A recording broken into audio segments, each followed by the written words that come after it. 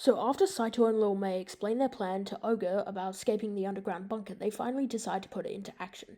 We then cut to Needle Boy bossing around his little alien slaves and talks about how he's going to do more experiments on Ogre. Then he smells some blood and senses that Ogre and Little May could both be near.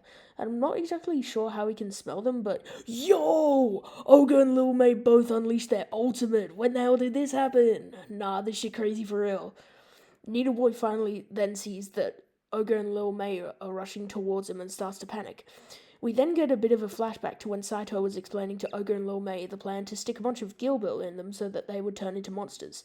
Anyway, Ogre and Lil May managed to kill all of Needle Boy's slaves and are now heading towards Needle Boy to kill him. So Ogre runs towards Needle Boy and absolutely fucking penetrates his ass like a piercing spear thrown by a javelin world champion.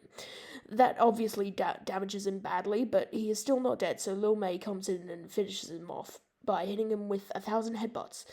Anyway, after Lil May finishes off Needle Boy, they finally escape the underground bunker and they get above ground again. And hold up, ain't no way, is that the centaur guy from the evil gang?